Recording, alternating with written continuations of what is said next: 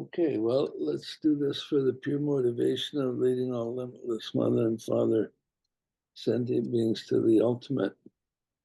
So today we're going to talk about dependent origination or interdependent origination, which is one of the very, very key teachings of the Buddha. When the Buddha first taught, he taught the first sermon, which was the middle way and the Four Noble Truths. And the next day, he taught dependent origination. And it's said, I came across it somewhere, it said something like to know the Dharma is to know dependent origination. To know dependent origination is to know the Dharma.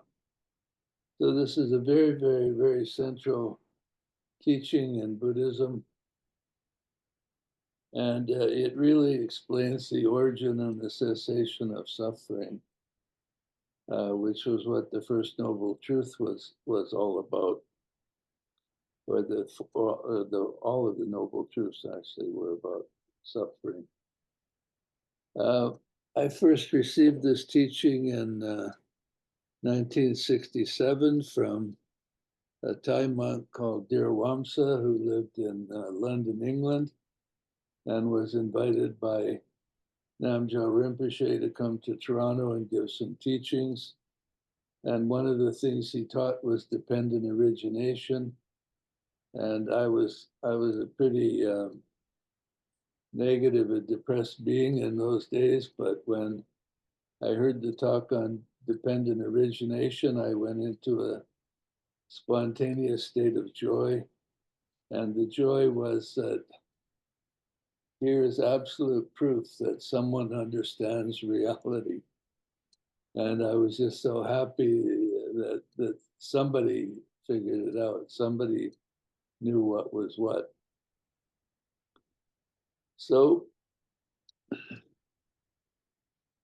this is not going to be a scholarly presentation. I'm not going to talk about the Sanskrit words for these things or what they mean or anything like that. I'm going to try a more practical approach. In the original sutra on dependent origination, it goes something like, with ignorance conditioned arises mental formations. With mental formations conditioned arises consciousness. With consciousness conditioned arises name and form. With name and form conditioned arises six sense bases. With the six sense bases conditioned arises contact. With contact conditioned arises feeling.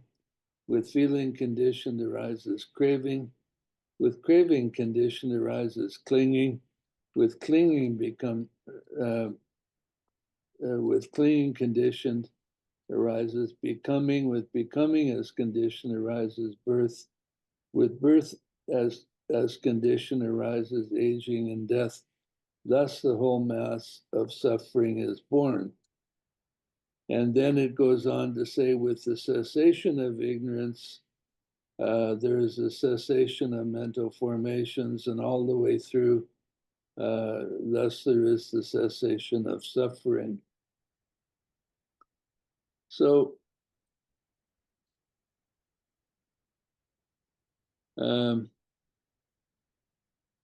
so everything independent origination arises from ignorance. Ignorance is sometimes also translated as delusion. And what it really is not seeing reality as it is. So, for example, one of our fundamental delusions is that we see ourselves as separate from everything else, and we see our actions as separate from everything else. We have many other types of delusions.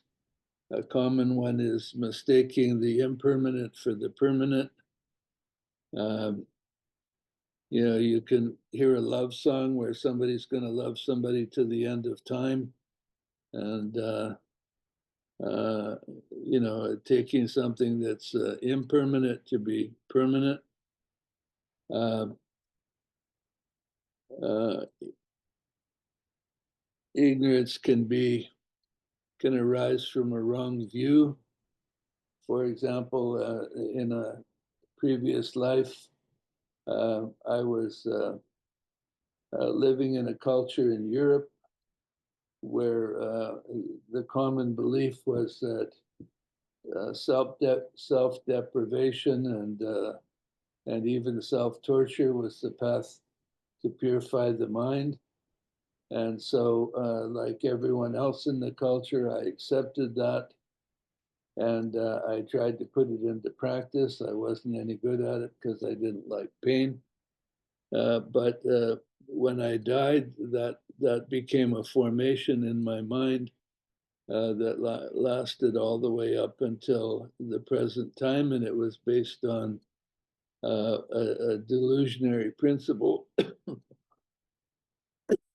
that the Buddha rejected in the first sermon, that self-deprivation, self-torture, all of those things do not purify the mind. They eventually just weaken the mind, and they do not lead to awakening. We have many, many other forms of ignorance. For example, one of the fundamental ones that keeps us in samsara is self-referencing. That is the belief that uh, I have to look out for me. I have to go for what I want. I have to avoid what I don't like, and so uh, thinking that I somehow have to be have some charge over what happens to me and what I do and so on. Jesus gave a teaching on the lilies of the field, which I think is the wisdom that is the opposite of that delusion. Um, uh, there are another common delusion, another common ignorance is that experience is of some value. Many people try to have as many experiences in life as they can so that when they die, they feel they will have had a rich life. One of my teachers was quite blunt about it. He said, experience is nothing, realization is everything. And yet people hang on to this delusion that the more different experiences you have, somehow your life is richer. And there are many, many, many other types of delusion. As you walk the spiritual path, you will uncover different delusions in yourself, and you will work through them and abandon them. But because we have these fundamental delusions or fundamental ignorance, the result of that is that mental formations arise. So when you have the delusion that I have to look out for me, I have to take charge of things so that I can get what I want and avoid what I don't want, then formations will arise in your mind. Is when something comes, the formation will arise in your mind. Is this good for me? Is this bad for me? Is this something I need? Is this something I need to avoid? And so on and so on. So uh, uh, from ignorance arises, from ignorance condition arises mental formations. Um, there are all types of ignorance. For example, when you come across somebody who appears to need help, unless you have reached the level of Buddhahood, then you will not necessarily know what help is best for them. For example, if you meet somebody on the street who's asking for your spare change, uh, you won't know whether giving them some money is a good idea or not giving them money because they might spend it on drugs or whatever. So then mental formations will arise in you. What do I do? And so on. Uh, so the tragedy of the human condition is that we have to move through life and deal with what is presented to us in life. And we do so in a state of ignorance. And the result of that is so-called mental formations. Um, Mental formations is a vast topic. Some commentators on Dharma state that mental formations are anything that causes karma. But really, in my view, mental formations are uh, anything that arises in the mind in the understanding of the five skandhas, which is generally what people think they are.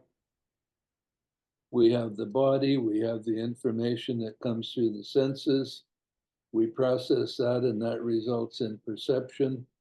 And then we have some reaction to what we perceive in our mind. That is a mental formation. And so the opposite of having mental formations is the Zen master who sits in the garden in springtime, sitting silently, doing nothing. Spring comes and the grass grows by itself. In that level of realization, reality unfolds. You don't do anything about anything. You don't have any reaction to anything. You just reside in your clear mental state, usually accompanied by bliss. So mental formations are arisings of all kind. Um, uh, and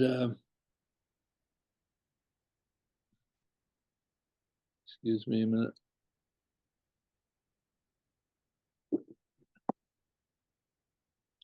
And in the normal human condition, these arise out of ignorance. So, for example, one of the forms of ignorance is what could be called clan theory, where we feel more comfortable with those other beings who are like us, or maybe of the same family, the same clan, the same culture, and so on. And so then, uh, uh, when we're faced with something, faced with somebody from a different culture or a different appearance, or some other way substantially different from those we're familiar with, then mental formations arise. And depending on our conditioning, this mental formations may be negative or positive. But mental formations arise from ignorance all the time. Um, Sometimes they seem to be relatively harmless. For example, you go somewhere to see a fabulous sunrise, and the sun starts to come up, and all those glorious colors are created in the sky. And if you can just be free of mental formations and take it in, you have a beautiful experience. But maybe mental formations will arise. Oh, I saw a sunrise just like this in such and such a place, or I've seen better sunrises, This one doesn't have enough of this or that, and that takes you out of the moment, takes you out of experiencing relative reality as it's presenting to you.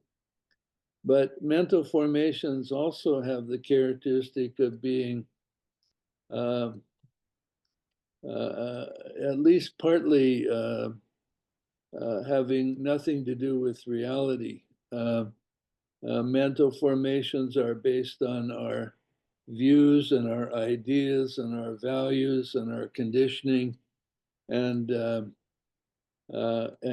as such are based totally in ignorance and do not and actually most of the time prevent us from just experiencing simple reality as it presents to us, to ourselves. We are faced with something, so we analyze it, we evaluate it, we judge it, we react to that judgment, and then we formulate some action based on that reaction. And what we don't do is just experience reality as it is.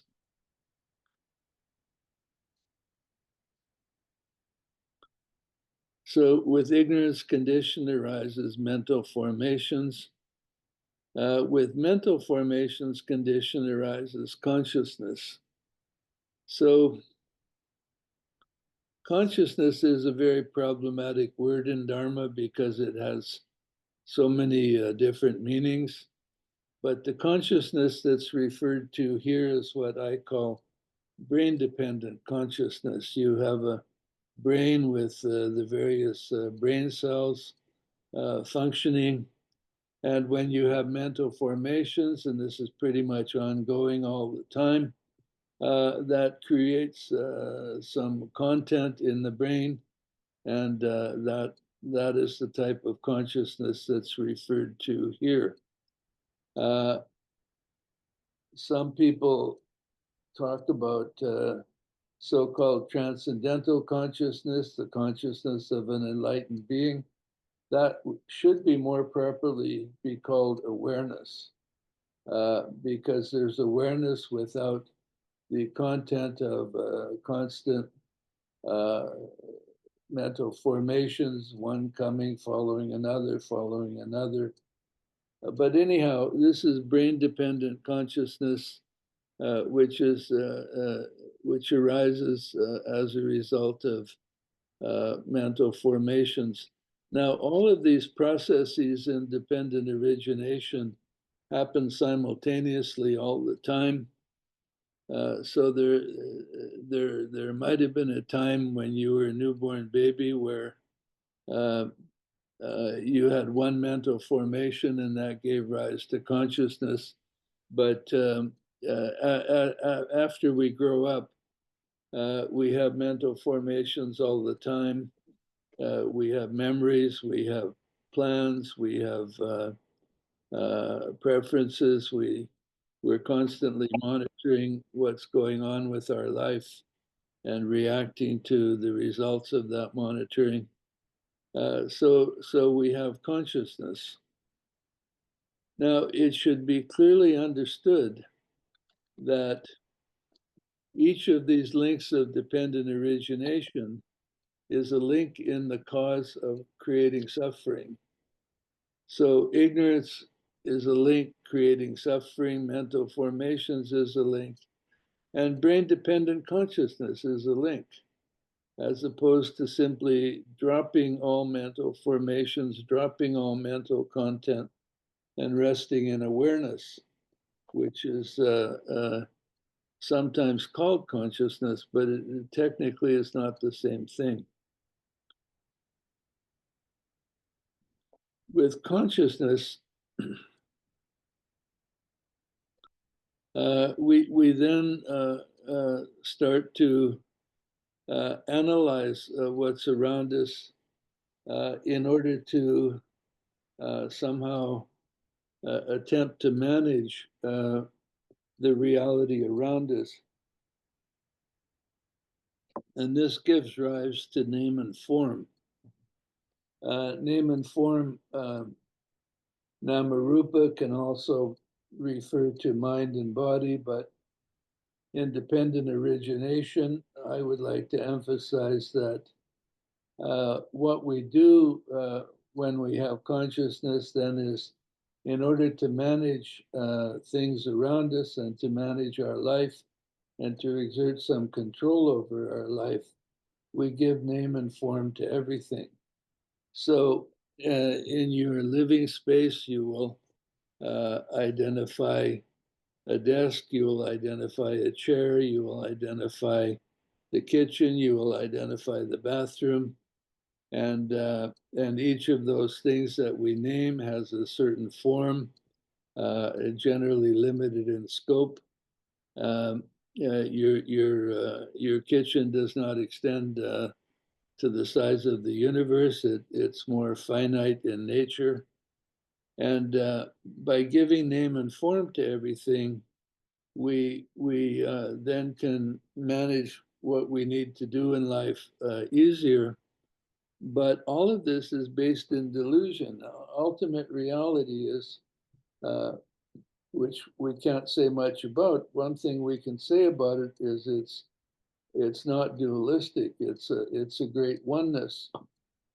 And name and form is out of ignorance, trying to make everything out of this oneness as separate from all the other things that we have around. So on my desk, I have a clock, I have a little bowl, I have my telephone, I have a cup of coffee, and all of that is practical for living our life, but at the same time blinds us to being able to see reality as it actually is.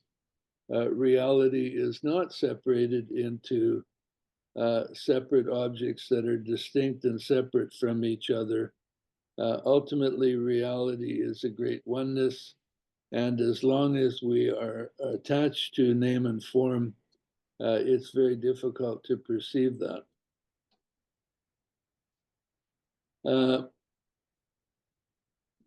Name and form conditioned gives rise to the 6 sense bases, the 5 ordinary senses plus the mind as the 6th sense. Now, it's not like you call a desk and all of a sudden, you have an eye and you have an ear. It's not like that. It's really that giving rise to the 6 sense bases really means turning your attention to the 6 sense bases and, in effect, believing what they tell you. So we believe what we see, we believe what we hear, we believe what we smell, and so on. Sight is incredibly, in reality, different from what we perceive. For example, there's really no such thing as color.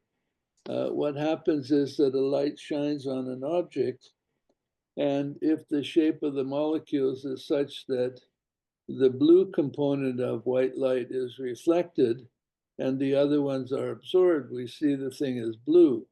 But it isn't blue. If you were to look at the molecules under great magnification, there aren't any colors. They're just molecules, and they all have the same lack of color. But when we see something and it looks blue to us, we believe that. And similarly, without going into the physics of it, hearing arises when certain vibrations stimulate receptors in our ears, and we interpret that, and that results in hearing, smell, touch, taste, all of those things. And then our mind, when we have ideas in our mind, we might trust them, believe in them, treat them as if they have some sort of reality.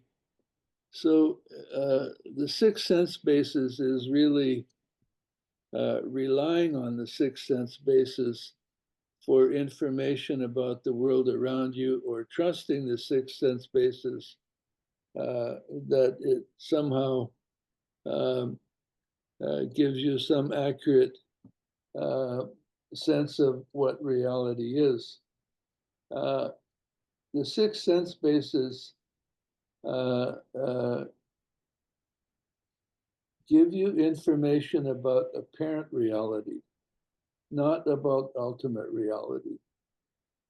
Apparent reality is what we think we see. It's what we think we hear, and it's illusory at best. But trusting the sixth sense basis, relying on the sixth sense basis, we believe our perception, even though that perception does not allow us to perceive ultimate reality as it is. And it's through the sixth sense basis that the next link, independent origination, arises, which is contact. So we see something, we hear something, we touch something, we smell something, we taste something, or someone gives us an idea into our mind, and all of those things are the way that we establish contact with the apparent reality around us.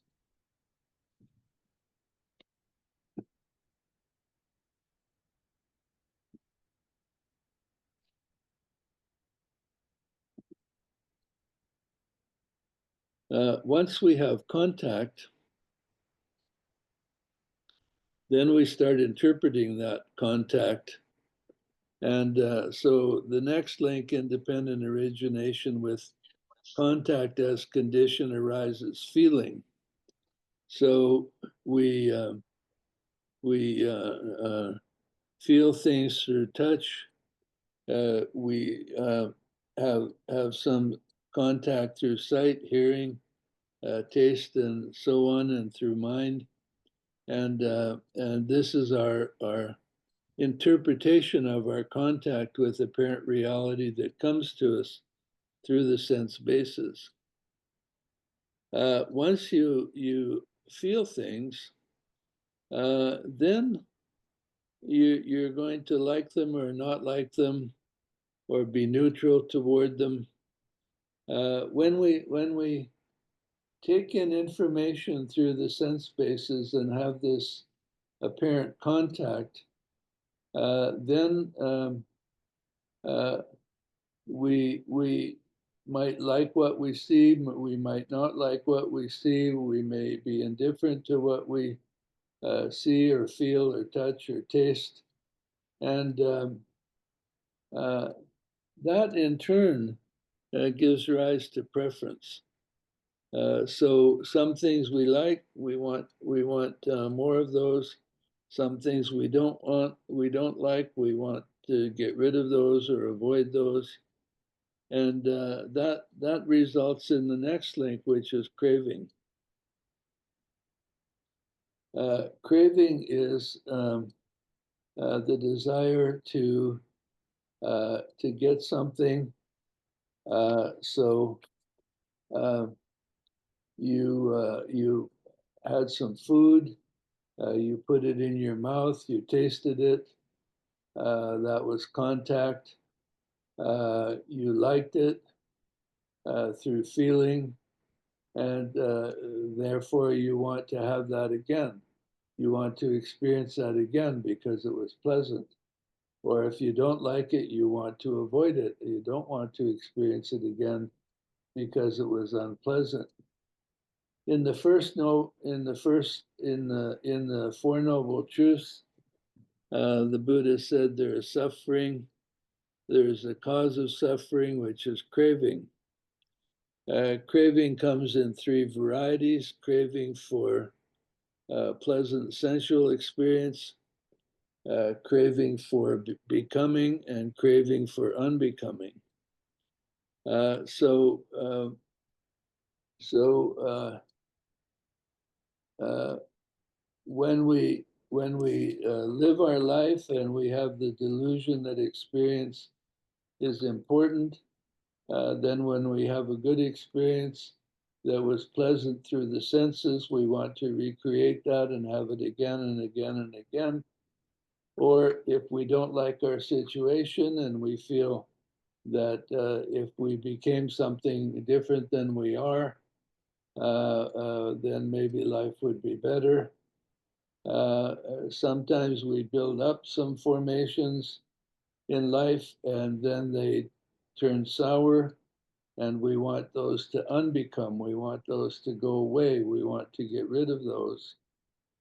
So in the Theravada tradition, craving in the Four Noble Truths is the cause of all suffering. In the Vajrayana tradition, they do it a little different. They say that ignorance is the cause of all suffering in the Four Noble Truths. But as we've seen by the links of dependent origination, ignorance leads to craving. So it really is saying the same thing. With craving comes clinging. With craving as condition, clinging arises, or with craving conditioned arises clinging. Clinging is trying to hang on to things that we like. Um, you meet someone, you enjoy being with them, you have good times, and so you become attached to that, and you want to hang on to that relationship. Or you have certain possessions, you like them, they seem to give you something that you like, so you want to hang on to them. And negative clinging is when you want to get rid of things that you don't like. Uh, Clinging is uh, one of the enemies of just relaxing into reality and being with what is, because it's very much based in preference. You want certain things, you want to avoid other things. So clinging keeps you out of the state of just relaxing into reality and being natural. With clinging as condition arises becoming, or with clinging conditioned arises becoming. Uh,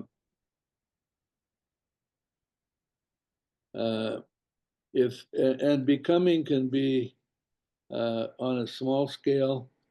For example, you're hungry, so you crave some food, and so then you want to become someone who's eating. But the becoming can also be you don't like your life situation, so you want to become something different in the hopes that that will somehow improve things. Uh, but all of that, craving, clinging, and becoming, uh, take away your ability to just be in the moment and just relax with what is. With becoming as condition arises birth. Um, so birth should be interpreted in two ways. After you die and you find yourself in a relatively undefined state, then you want to become a being again in a body, either a material body or an immaterial body, who can then once again experience the pleasures and the things that you like. So that leads to birth or rebirth. But birth is also the idea, it is also um, anything new. For example, you're unhappy with your life situation, and so your mind gives birth to some new idea. Well, if I do this or go there or change this, it's like moving into a new state. But on the grand scale, birth is birth back into a body of some sort. And birth in a body then, with that as condition, leads to aging and death.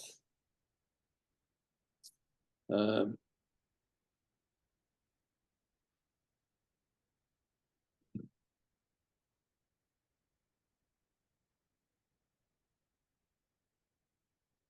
One of the things that happened to me uh, about 20 years ago, uh, I was maybe around 60 or 61, and one day some aspect of my body stopped working, and I had a little bit of a negative reaction to that because I knew as I get older, more and more things are going to fall apart.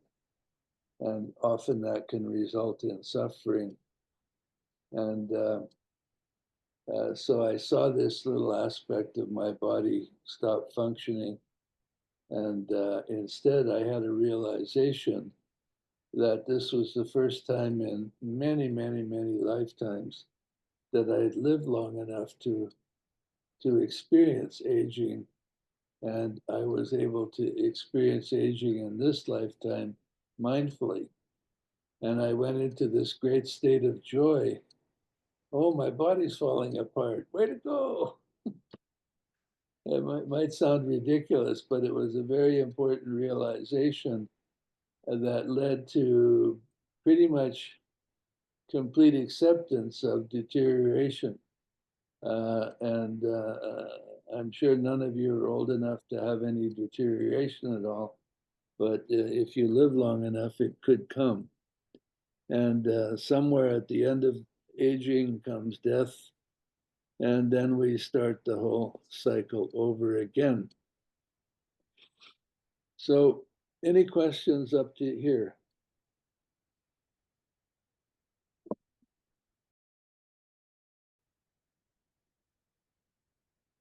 Jim?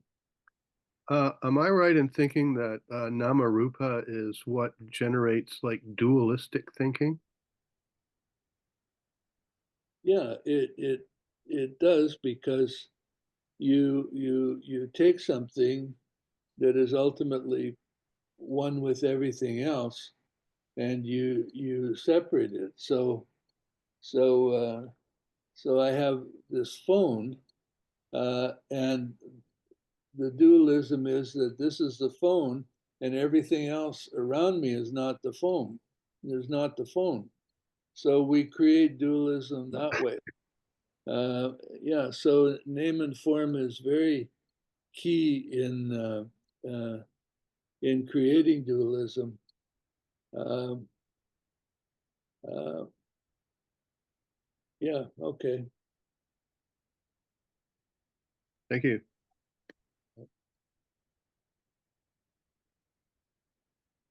Brian? Um, yeah, one of the things that I understood you to say was that the sequence of this is not so important, that all things are arising simultaneously. Um, but there's some quality to the way it's presented by the Buddha, is that it's in sequence.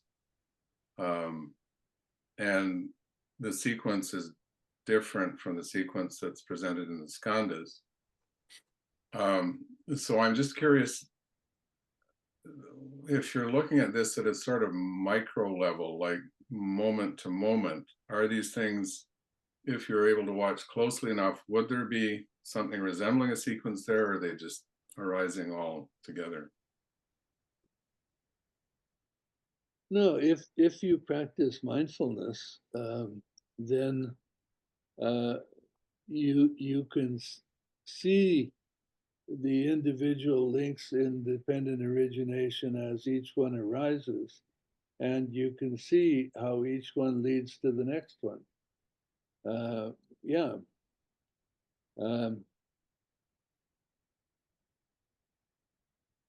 So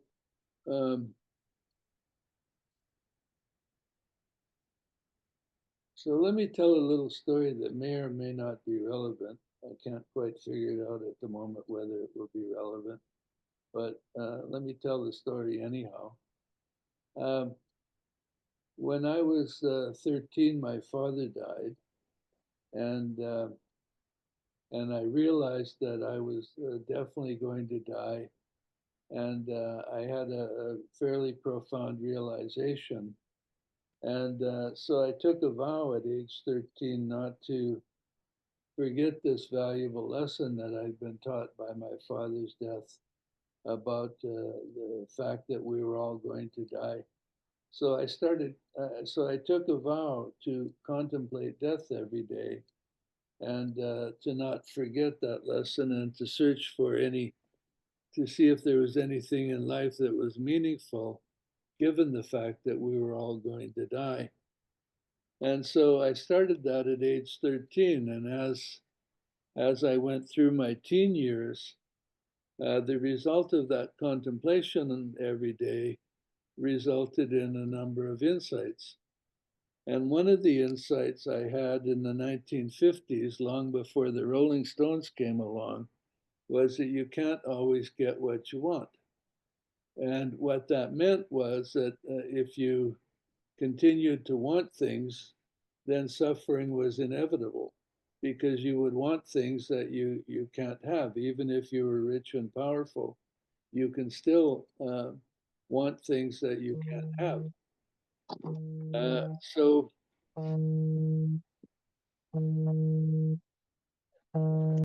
what's that?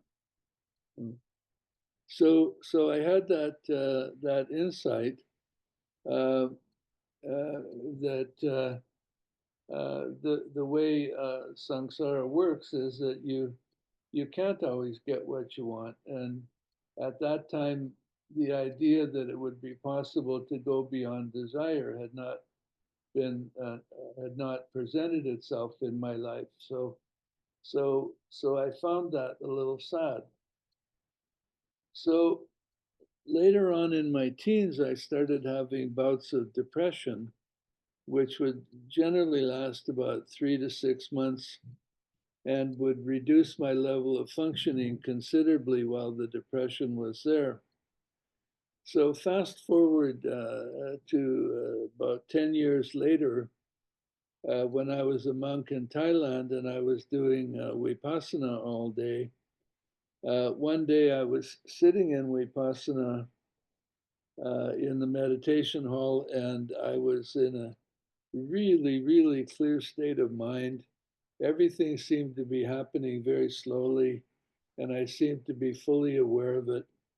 And all of a sudden, and I was having very few thoughts, but all of a sudden a thought arose, and it was the thought, you can't always get what you want.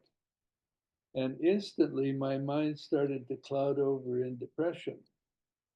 And so I sat up in the meditation hall and said, wait, I don't choose that. I said that out loud. uh, I'm not recommending that you say things like that out loud in the meditation hall, but that's just me. Uh, and so the depression went away completely. So what had happened was, um,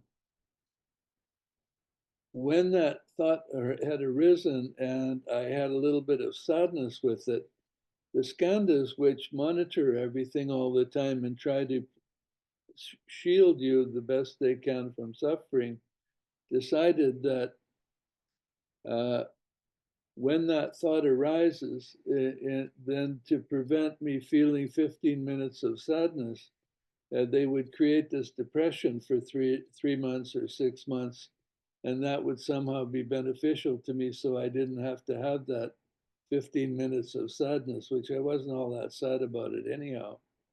Um, so that was a mental formation that arose due to something that arose in the mind. In other words, considering the mind as the sixth sense space, that thought was something that arose in the mind. And I could see at that moment very clearly how the whole process of dependent origination arose from that thought would arise, then there would be the consciousness to that. The thought would be given name and form, and all the way through, there would be the craving to not have it be that way, and the clinging to arising from that craving, and so on. And so what will happen on the path is that as your mindfulness sharpens, you will be present at the very moment that some of these things arise. I was sitting here the other day, and a thought arose in my mind, and I immediately recognized it as ignorance.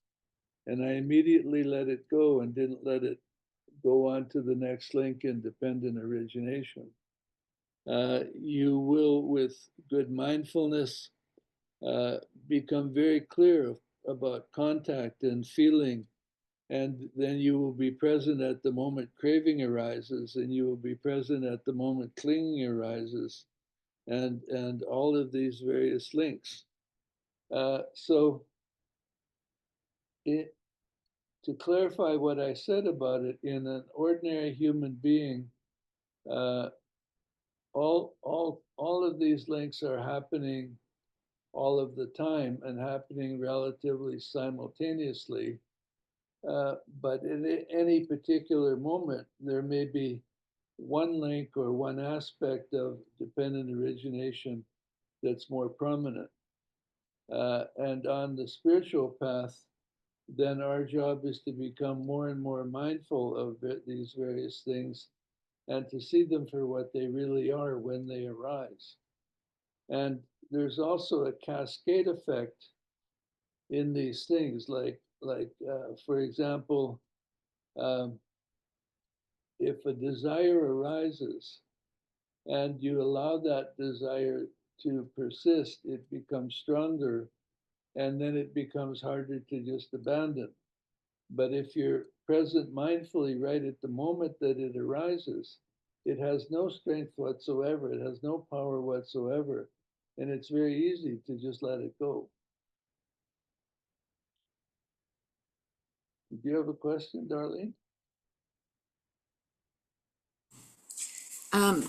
Yes, when you were talking about or telling the story of your experience, and being so present and being aware of the different links that were taking place. In other words, recognizing the moment where something shifted, into or ignorance or whatever.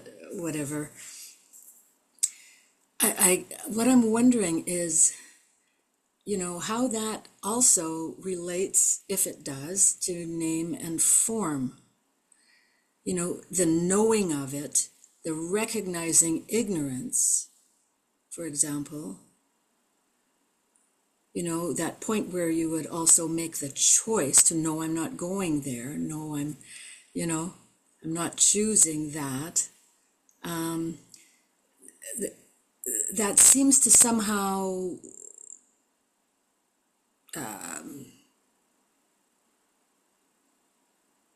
be related in some way to recognizing and recognizing something in a moment, knowing a thing, and on some level naming it in a way. So this is like this is like looping backwards to try to understand. So I see the progression of recognizing. And so there's the release from what is binding us. But at the same time, there does seem to be the use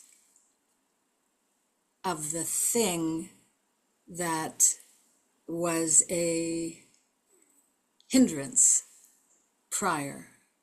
I hope I'm making sense to people. So when I first started looking at my mind through insight meditation, it was just a great tangle. Everything was going on all the time. I didn't have any moments of silence in the mind. There was always this jumble of all kinds of arisings and thoughts and reactions and all of that sort of stuff. And there's a famous sutra called the Tangle, where this man goes to the Buddha and he's been meditating and looking at his mind. And he goes to the Buddha and says, it's a tangle within and a tangle without. How does one untangle this tangle? And the Buddha gives him some teaching. And when the Buddha first tells him how to untangle it, the man says, but it's so hard, Lord, it's so hard. You know, it's a great tangle. And the Buddha teaches him again, and he once again says, but it's so hard, Lord, it's so hard. And finally, after the third teaching, then he doesn't say that again. So, yeah, so when we look at the mind, it's a great tangle and everything is a jumble. But as our mindfulness sharpens, and as our concentration sharpens, and as the mind starts to settle down a bit, we start to have moments of actually being able to see certain things, including some of the links of dependent origination as they occur. And yes, then how we react to that, we may then see something and we may then give it name and form, and we may then go on to craving that it wasn't there, or craving that it comes back again, or go on to clinging. All of that can happen. But when you reach a point that your mind is calm and your focus is very sharp, then when something arises, you in effect just see it as it is, and you don't give it name and form exactly. You just recognize what it is, and then you have that moment where you can just simply let it go. It disappears instantly, or you can buy into it, in which case it develops and then cascades into a big thing. Yeah, but it's hard, you know. Awesome. Thank you. So I did want to just emphasize one thing, and that's in the second part of the teaching on dependent origination. It says, the Buddha said, with the cessation of ignorance, mental formations cease. With the cessation of mental formations, consciousness ceases, and then all the way through the list. Thus, the great mass of suffering is ended. So,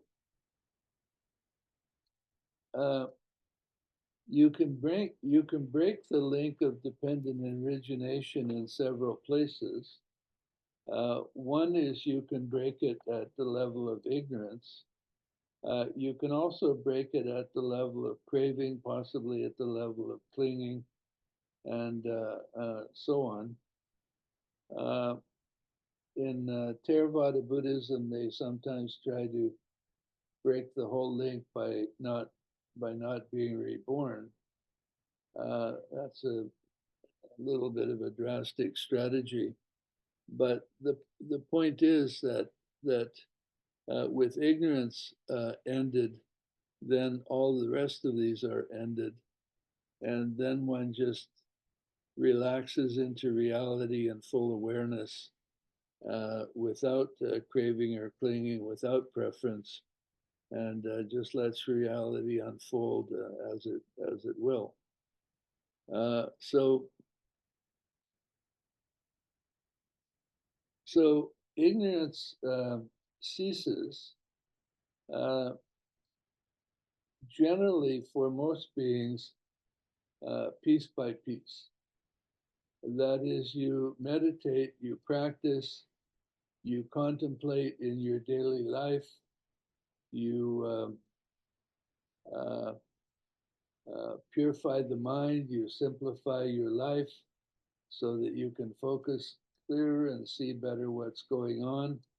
And the result of that is little bits of insight that happen, and when they add up enough, when you finally see and thoroughly into a particular thing, it tends to just disappear or stop on its own. So in the Theravada teaching, the Buddha said that there's one way and one way only to achieve these things, and that's through the constant practice of mindfulness. In Vajrayana, they also emphasize mindfulness as part of all the Vajrayana practices. Awareness or mindfulness should be part of all the Vajrayana practices.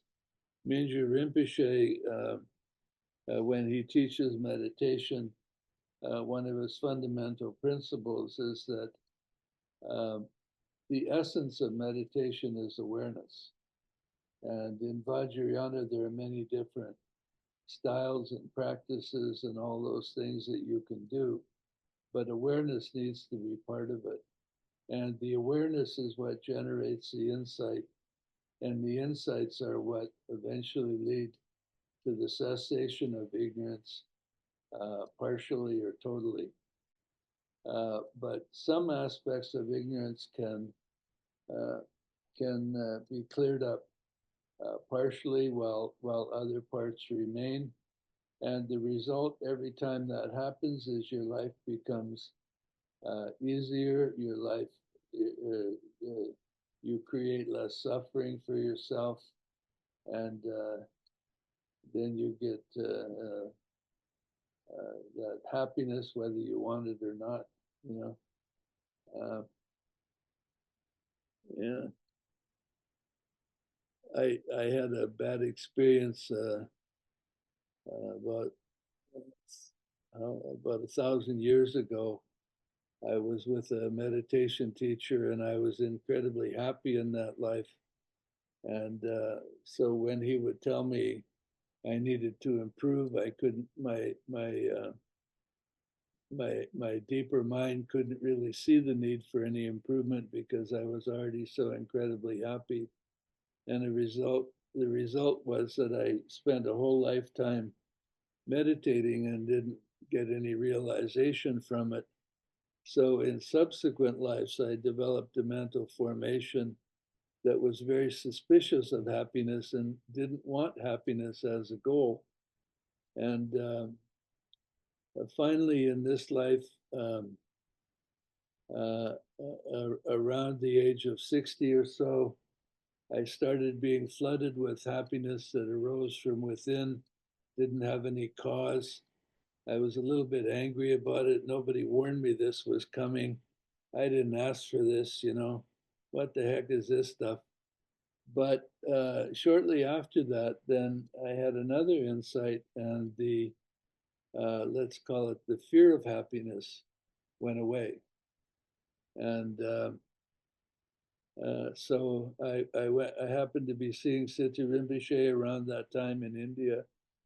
And I mentioned that, and he told me that was a sign. And I'm in my 60s.